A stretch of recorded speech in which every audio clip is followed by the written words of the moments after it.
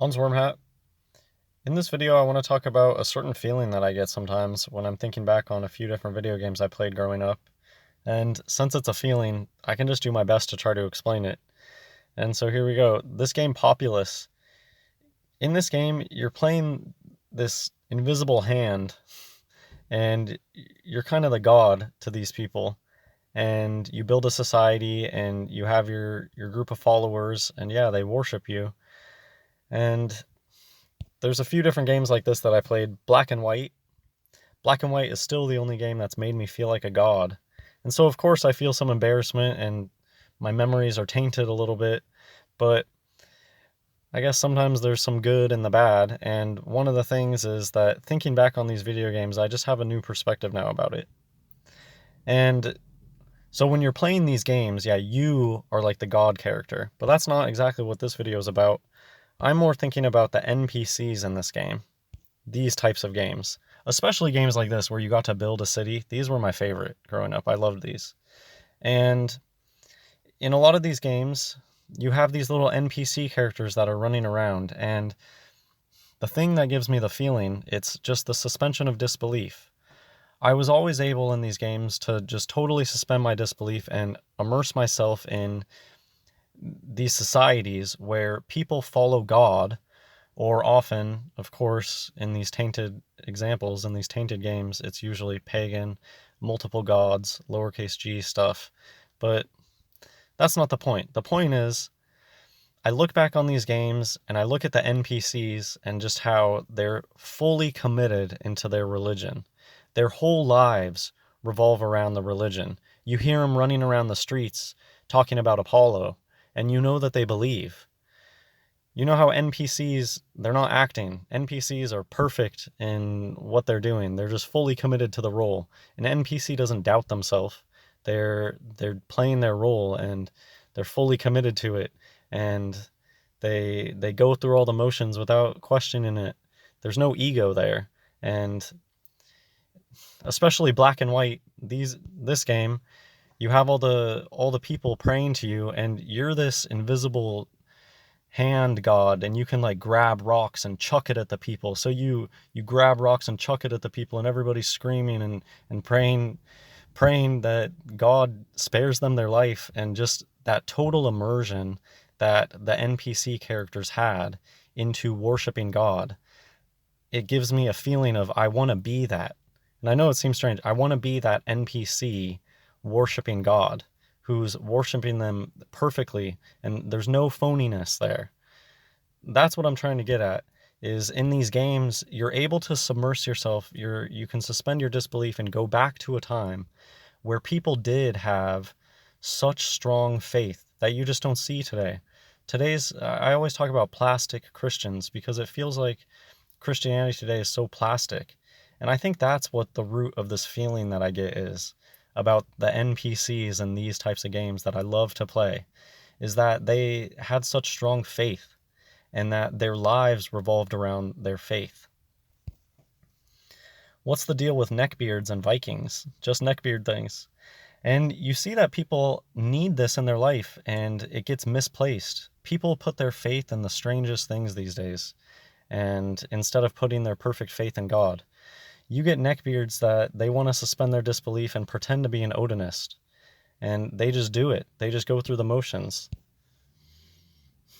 I don't know how related this is, but it makes me think of it, how everybody agrees to just play along with this whole Santa thing for children. It makes me sick that people are willing to play along to pretend to be an Odinist.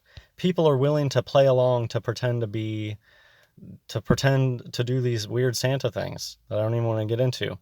But people aren't willing to just play along and put in the part to worship God how I think God needs to be worshipped. Just the humility, and going back to why these video games trigger that emotion in me, I think, is that the way that the NPCs in these video games worship God, like going back to, I talked about throwing a rock. Just when you read in the Bible of people shouting up to the sky, I just know in these games, people are just shouting up into the sky, praying for mercy and things like that. You just don't see people acting like that these days.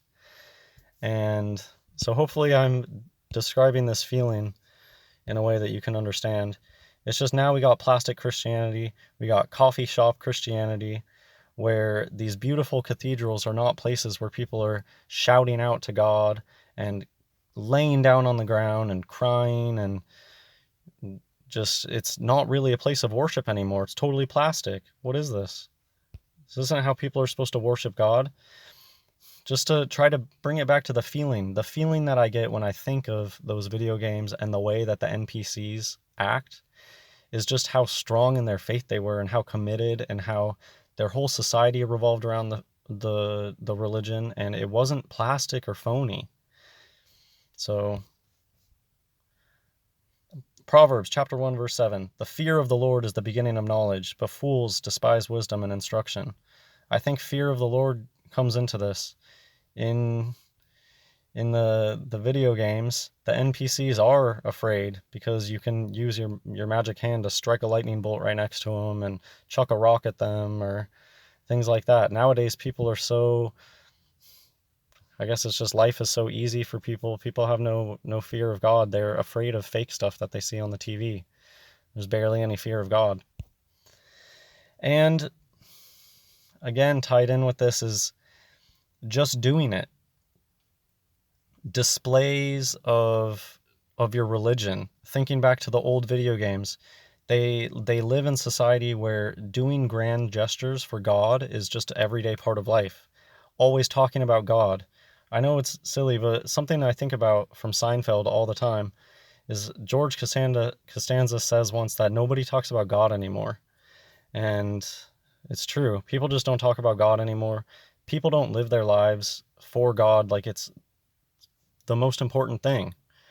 And yeah, there is this just do it. People take this just do it and they turn it into being completely about vanity, but there is a just do it part to faith. And people always love to talk about fake it till you make it, but they mean that's another vanity thing. People don't apply that to faith, even though I think it can be helpful in faith. Sometimes you just got to do it, even though you don't feel like it. And I can just say for me personally that I think that this applies to faith too. Sometimes, even though if you don't feel like you have it, you can just fake it for a little bit and then you won't be faking it anymore. You know those people that they live such fake lives that it becomes real at a certain point.